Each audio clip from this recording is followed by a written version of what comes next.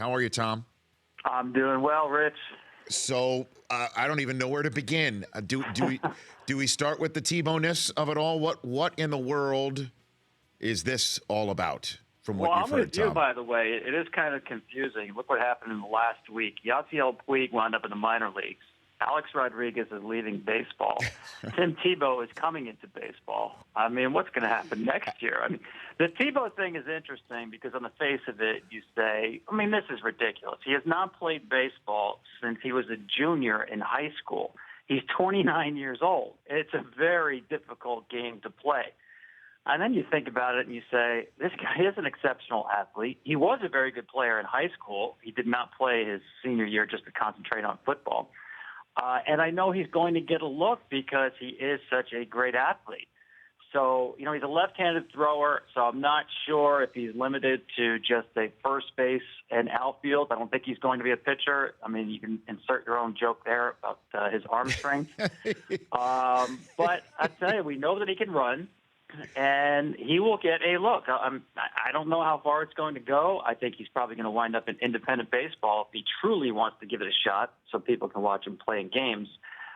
But it's probably got a little more seriousness to it than at first glance. Well, I mean, the offers are already coming in from the minor leagues. The Schaumburg, what's their name again, Lalo? It's the Schaumburg Boomers of the Independent Frontier League. Yes, they offered him as a contract as an outfielder. The Schaumburg Boomers, Tom, have already said, we want you. And I mentioned earlier in the show, too, that there was one guy back in the day who absolutely would have given him a look. And if he had anything that was remotely close to baseball, it would have been George M. Steinbrenner would have absolutely given him a shot. Wouldn't you think, Tom?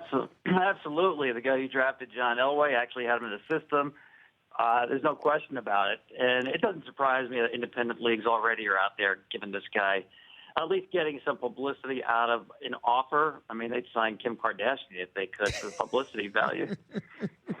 But I mean, in all honesty, though, one of the reasons why Tim Tebow is not in the NFL anymore is because teams did not want the media throng and the headache and the constant discussion throughout every single day of the week where there are no games, though.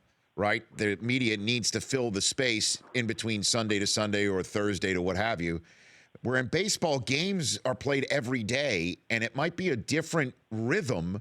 And with fannies in the seats, to use another Steinbrenner phrase, maybe Tebow might work in baseball. What's your assessment on something like that, Tom? I do think he would work in minor league baseball. I mean, obviously, there's no real minor league system officially, so to speak, in the NFL. So all that attention was on the professional team, the NFL team. If an organization signs him, the major league team is not going to see any of that sideshow circus type atmosphere. It's going to be the minor leagues, and that will be limited just because it is the minor leagues. There will be camera crews there, without a doubt, people covering him on a daily basis, without a doubt. But I think it would be more of a fun thing than a distracting thing. No, I mean if he ever got to the major leagues, if he ever did get to a major league team. It would be crazy. I mean, just remember if you think back when Michael Jordan played those exhibition games with the Cubs against the White Sox. He was in the minor league system of the White Sox, and they had their little Mayor's Cup games back then, just exhibition games, and it was nuts. And it would be like that every day with Tim Tebow. I mean, you would answer this better, Rich. I don't know that there's an active athlete. He's not even active right now. But an athlete right now who generates as much response on anything as Tim Tebow. No, you're right. But like I said, though, if Tebow went, 0 for 4 or he went 1 for 3 and then he started getting in the rhythm of something and then he didn't play, that maybe it wouldn't be as much of a media crush after a while for a team to just say, I don't want to take a shot on him. That's the only thing but obviously we've got to see what he's got in the tank at all when he gets to. How many major league teams do you think are going to show up for this workout, Tom? Oh, well, it doesn't cost anything just to have somebody there to take a look. I mean, I think you'll see a lot there. When Tim Lincecum came back for his tryout, and I know it's a completely different level. He was an accomplished player. Just about every team was there to watch him throw. Real interest in him, that will be a different story. But again, I don't know how much he's going to show in one workout. I'm sure he'll show athleticism. Looks like he's still in shape.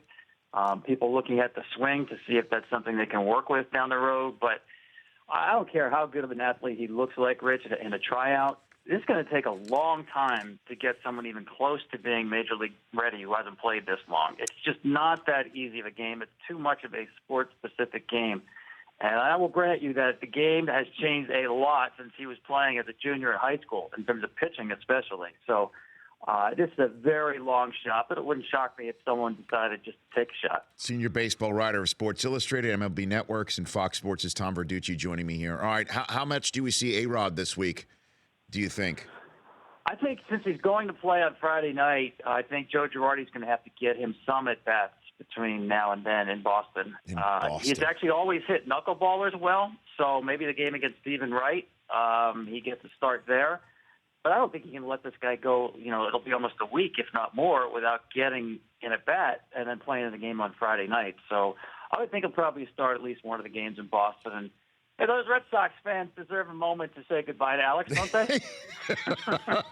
That's awesome. Isn't it fitting though, Tom? It's 3 in Fenway, and then he's got one more in Yankee Stadium on Friday night. I guess in that regard, it's fitting. But I mean, I don't even know what to make of all this. That there's a lot of a lot of revisionist history about A-Rod right now, and then there's a lot of people bringing up his Hall of Fame credentials. We spent an entire show on it yesterday. What is your take on A-Rod's career as we're watching the sunset on it? Well, the end is very curious. I've never heard of a release being announced in advance. Usually they just are, okay, you can't play anymore. See you later. There's the door. Now it's set up as an event for Friday night. It's crazy, but that's Alex, and that's been his career. Listen, I think the thing about Alex is, I think he's probably done more to harm the institution of baseball in his era than just about anybody. But at the same time, he loves the game of baseball as much as anybody. And I know that sounds like a conflict, but it's really not. Part of why he loves the game is what got him in trouble, is that he wanted to be not just great, but all-time great. According to his own story, he started using steroids after he signed the biggest contract in the history of professional sports. And he said he felt like he had to be an all-time great based on that contract. He does, I will tell you this, Rich, he does love the game. I don't think that's just eyewash. He watches every game that he absolutely can. He really knows the history of the game, and I've admired him for that. And I think that's what's got him through all this. Because I can tell you, when he was thrown out of the game, and that's part of the revisionist history, I think a lot of people are forgetting how harmful he was to the game during that period when he was suing everybody in Major League Baseball, including the union. But when he was looking at the end of his career at that point, not just the end of his career, but I'm talking about a Jose Canseco post-career where baseball wants absolutely nothing to do with you. You know what that did? That scared the pants off of him. He cannot imagine a life without baseball.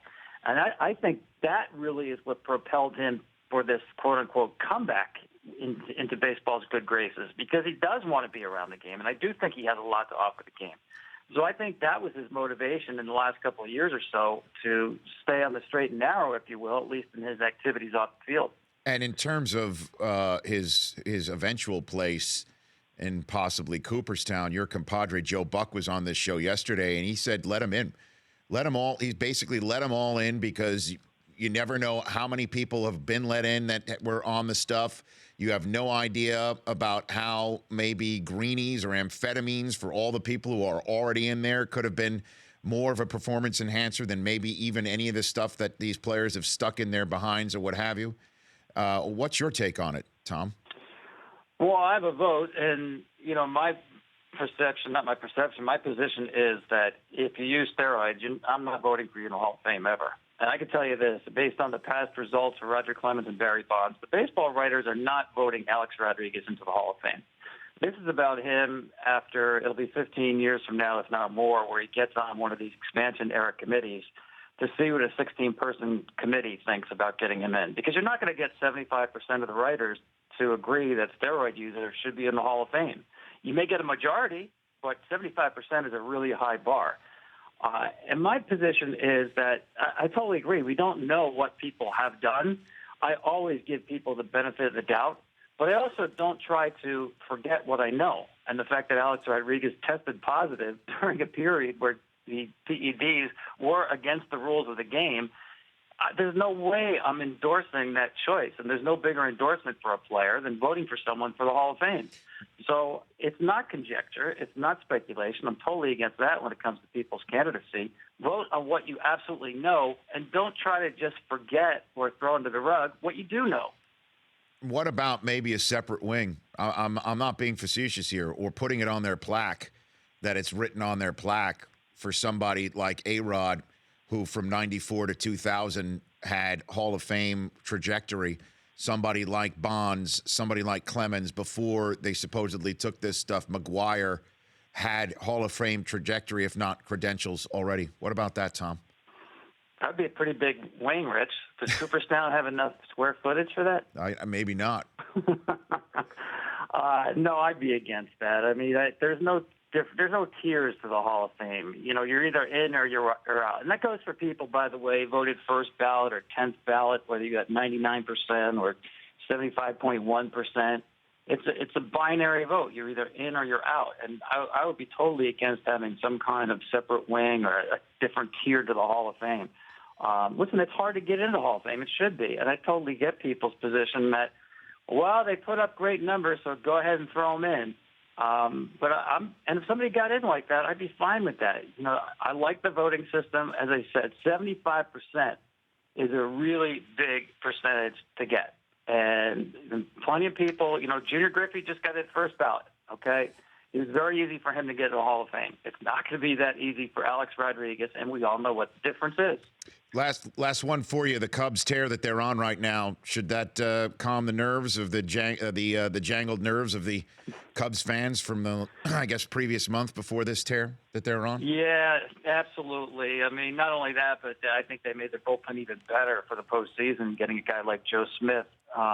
So to me, there's no obvious flaws with that team right now, Rich. Now, we know in the postseason matchups, you know, who's hot, who's not at the time can change the equation. But, yeah, relax, Cubs fans. You're going to go into the postseason with the best team on paper and maybe even playing the best at the time. So, yeah, I think that kind of blip that they went through there was a little bit of starting pitching related, which was bound to happen. Those guys were just pitching unbelievably great. But, yeah, I don't see any worries for the Cubs right now. And I guess last one for you, I did lie, to bring it all full circle. Yasiel Puig Snapchatting out videos of celebrations in locker rooms, or at least having a good time after his Oklahoma City team lost to the Iowa Cubs. How will this play out in 2016, Tom? Well, it's not playing out well with the Dodgers because the reasons he's in AAA right now somewhat related to performance, because he still has never made adjustments to Major League pitching. But it's because he still doesn't know how to be a professional baseball player. And by that, I mean just preparing for the day-to-day grind of baseball. There's so much work you need to do in terms of preparation, physically, mentally, what the other pitchers are throwing. Being on time, you can start with that. Being a good teammate, you know, he's never figured that out. And I think the early returns from AAA he's still learning. And I'll go back to what Andrew Friedman, the president of operations, said when they sent Puig down. He said he's at a crossroads. And I think what he meant is crossroads and how much he wants to be a professional baseball player. Everybody loves Puig and the joy he shows, and it's fun to watch. And I love watching him play.